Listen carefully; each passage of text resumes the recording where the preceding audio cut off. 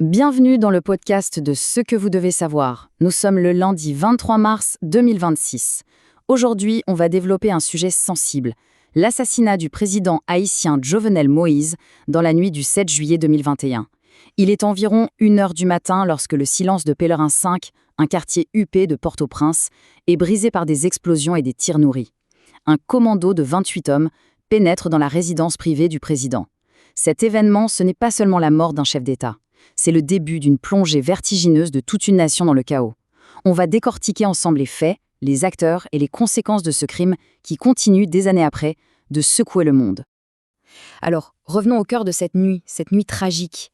Parce que ce qui s'est joué là-bas, dans cette résidence, ça va bien au-delà d'un simple meurtre. C'est vraiment l'étincelle qui a mis le feu à une nation déjà à vif.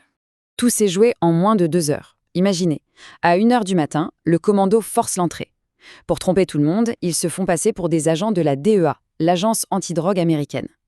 34 minutes plus tard, à peine, Jovenel Moïse comprend le piège.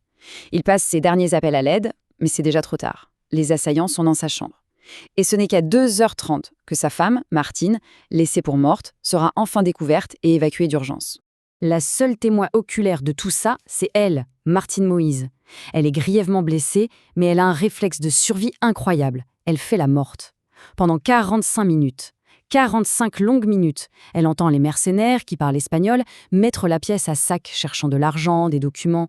L'un d'eux s'approche, il éclaire son visage avec une lampe torche, il veut vérifier qu'elle ne respire plus, et il repart. Cette présence d'esprit lui a littéralement sauvé la vie. En voyant ces hommes armés faire irruption, le président, lui, a tout de suite compris que c'était la fin. D'après le témoignage de sa femme, il lui lance ces quelques mots en anglais « Chérie, nous sommes morts ». Ce sont les derniers mots qu'elle entendra de lui. Et la violence de l'acte, c'est quelque chose d'inouï.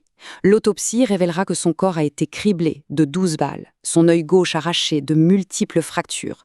Les assaillants sont partis avec de l'argent, des documents, mais ils ont surtout laissé une question qui hante encore tout le monde. Mais où étaient les gardes présidentiels ? Il devait y en avoir entre 30 et 50. D'après Martine Moïse, il n'y avait personne. La piste d'une terrible complicité est évidente. Des agents auraient été payés pour abandonner leur poste. Bon, le crime a eu lieu à Port-au-Prince, c'est un fait. Mais très vite, l'enquête va traverser la mer des Caraïbes, parce que les racines de ce complot, elles plongent directement en Floride. C'est donc à Miami que le procès des organisateurs présumés a lieu, et c'est là qu'on commence à peine à saisir la dimension internationale de cette affaire. Alors, qui sont ces gens sur le banc des accusés à Miami ? On a 4 figures centrales, Antonio Entriago et Arcángel Pretel Ortiz, les patrons d'une société de sécurité, CTU, qui aurait recruté les mercenaires. Ensuite, Walter Ventimiglia, l'homme qui aurait aidé à financer toute l'opération. Et enfin, James Solage, le coordinateur sur place, celui qui criait dans un mégaphone pour faire croire à une opération américaine officielle. Et pourquoi ? Pourquoi faire tout ça ? Pour l'accusation américaine, le mobile n'a rien de politique. C'est bien plus simple et bien plus sordide. C'est l'argent. Le procureur a utilisé des mots très forts en parlant d'avidité, d'arrogance et de soif de pouvoir. Le plan était simple. Tuer le président, mettre un remplaçant à leur botte et derrière décrocher des millions de dollars en contrats gouvernementaux. Et ce leader de remplacement, le voilà. Christian Sanon, un médecin et pasteur haïtien-américain qui nourrissait l'ambition de diriger Haïti. C'est lui qui aurait contacté la fameuse société de sécurité CTU, au départ juste pour assurer sa propre protection. Mais de fil en aiguille, la mission aurait complètement changé de nature pour devenir un véritable projet de coup d'État. Au cœur de ce procès à Miami, il y a une question fondamentale. Une question qui divise absolument tout. Est-ce que la mission, à l'origine, c'était d'arrêter le président ou de l'assassiner ? On a donc 2 récits qui s'opposent totalement. Pour l'accusation, c'est clair, c'est un plan d'assassinat, pensé et financé depuis la Floride. La défense, de son côté, plaide que ses clients se sont fait piéger. Ils croyaient participer à une mission légitime pour arrêter le président avec un mandat d'arrêt. D'après eux, tout a dérapé sur le terrain à cause d'acteurs haïtiens qui ont transformé cette arrestation en meurtre. Mais pour étayer sa thèse, l'accusation ne vient pas les mains vides, loin de là. D'abord, il y a des aveux. Plusieurs co-conspirateurs ont déjà plaidé coupables et purgent des peines de prison à vie. Ensuite, la science. Les analyses balistiques confirment que les balles qui ont tué le président viennent bien des armes du commando. Et puis, il y a ce témoignage accablant de James Solage qui aurait admis, 1 mois avant l'assaut, que le plan était bien de tuer le président. Mais le moment que tout le monde attendait dans ce procès, c'était bien sûr le témoignage de la seule et unique témoin oculaire, la veuve du président, Martine Moïse. Son passage à la barre a été un moment de vérité, chargé d'accusations politiques explosives.